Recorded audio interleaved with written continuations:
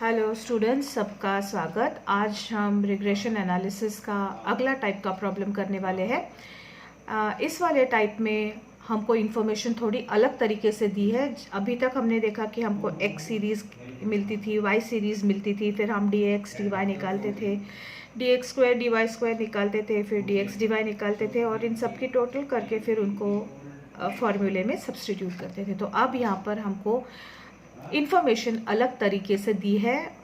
हमें सीरीज़ ना देते हुए कुछ और इन्फॉर्मेशन दी है। देखिए, हमें दिया है मीन मार्क्स, स्टैटिस्टिक्स के और इकोनॉमिक्स के मीन मार्क्स दिए हैं हमको।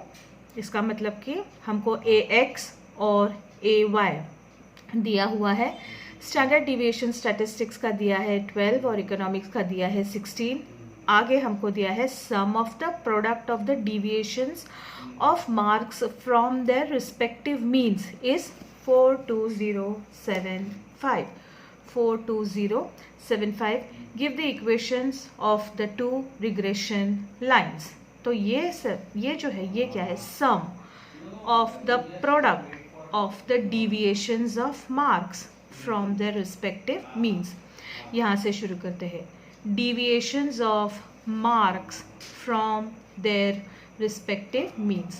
तो अगर हम इसको x सीरीज़ बोले और इसको y सीरीज़ बोले तो deviation of marks from their means होगा dx और dy। तो इन दोनों का क्या है, प्रोडक्ट, मतलब dx इंटू dy। फिर क्या बोलते हैं, सम ऑफ द प्रोडक्ट्स, मतलब कि समेशन dx dy। इस तरह से समेशन dx dy हमको दिया है 42025। अब और पूछा है कि रिग्रेशन इक्वेशंस हमको निकालने हैं and estimate the average marks in economics of the candidates who obtained 50 marks in statistics. तो इकोनॉमिक्स में कितने मिले हैं उस स्टूडेंट को जिसको स्टैटिस्टिक्स में 50 मिले हैं। जैसे हमको x की वैल्यू दी थी, हम y निकालते थे, उसी तरह का ये भी है। तो in this problem correlation coefficient is not given. We will have to first calculate the coefficient of correlation. क्यों?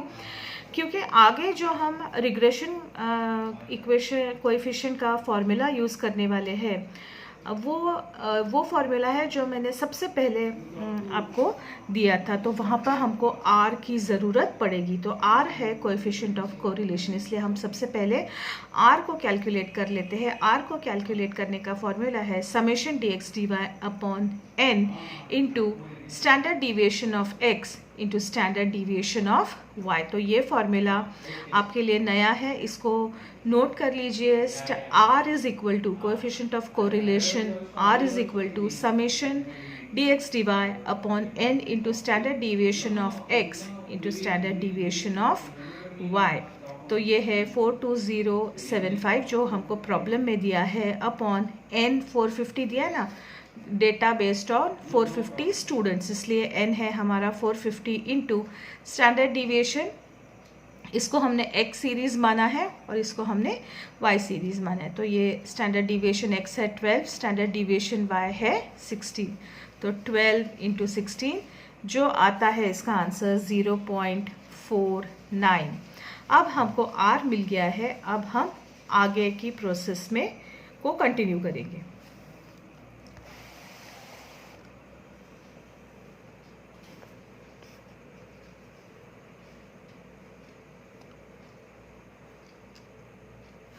अब हम निकालेंगे regression coefficient of x on y।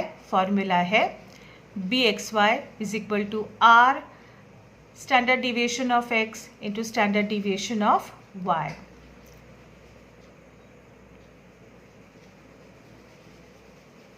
ठीक है, तो r हमने ढूंढ के निकाला है 0.49 is equal to 0.49 into standard deviation of x है 12 upon standard deviation of y है 16। तो रिग्रेशन कोएफिशिएंट bxy मतलब regression coefficient of x on y है 0.368।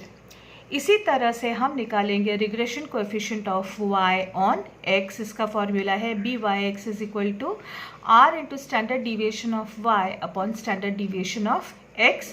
तो 0.49 इंटू 16/12 जिसका आंसर आता है 0.653, मतलब कि regression coefficient of y on x है 0.653। अब अगला जो क्वेश्चन हमको सॉल्व करना है वो है regression equation of x on y। इसका फॉर्मूला है x minus A X is equal to B X Y into Y minus A Y. तो ये सारे ही जो फिगर्स है हमारे पास है। ए एक्स जो है actual mean of X series वो हमें प्रॉब्लम में ही दिया गया था। Actual mean of X series 40 और actual mean of Y series दिया था 48, और बी एक्स वाई हमने कैलकुलेट करके निकाला है। तो इनको हम सब्सटीट्यूट करेंगे। x minus 40 is equal to 0.368 into Y minus 48। तो x minus 40 is equal to 0.368 into Y minus 0.368 into 48 जो होता है 17.664। अब हम देखते हैं कि यहाँ पर x के पास जो माइनस 40 है उसे हम इक्वेशन के दूसरी तरफ भेज देते हैं। यहाँ पे हम इसको इधर भेज देंगे। तो यहाँ हम जब माइनस 40 को इधर भेजते हैं तो ये होगा प्लस 40 और हमारा इक्वेशन होगा x is equal to 0.368y plus 22.336। हमको इस प्रॉब्लम में ये भी पूछा है कि estimate the average mark in economics of the candidates who obtains 50 marks in statistics. तो अगर x 50 है तो y कितना है। तो इक्वेशन हम यहाँ पर हम ये इक्वेशन नहीं अप्लाई कर सकते क्योंकि अभी हमने इसको किया नहीं है। x इज इक्वल टू तो हमने कैलकुलेट किया, पर y इज इक्वल टू कहाँ कैलकुलेट किया। तो अब हम नेक्स्ट जो है regression equation of y on x उसको कैलकुलेट करते हैं और उसका फॉर्मूला है y minus A Y is equal to B Y X into X minus A x.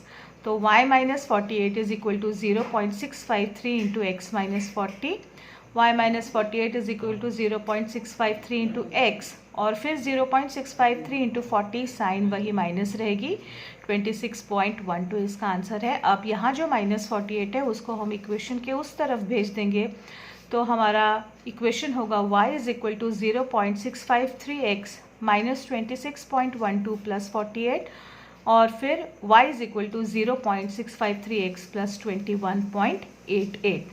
अब यहाँ पर हमको y की वैल्यू निकालनी है जब हमारे पास x की वैल्यू है 50, क्योंकि y है मार्क्स इन इकोनॉमिक्स और x है मार्क्स इन स्टैटिस्टिक्स। तो स्टैटिस्टिक्स में अगर 50 है तो इकोनॉमिक्स में कितने हैं, ये इक्वेशन हम अप्लाई करते हैं। y is equal to 0.653x, x की वैल्यू 50 है उसको सब्सटीट्यूट कर दिया प्लस 21.88। तो हमारा आंसर आया y इज इक्वल टू 54.53। और इस तरह से ये टाइप का प्रॉब्लम हमारा कंप्लीट हो गया। आज के लिए मेरी तरफ से इतना ही। रोज़ आपको एक प्रॉब्लम मिलता रहेगा, आप रोज़ उसको वीडियो को देखेंगे और प्रॉब्लम को अपने कॉपीज़ में नोट करेंगे।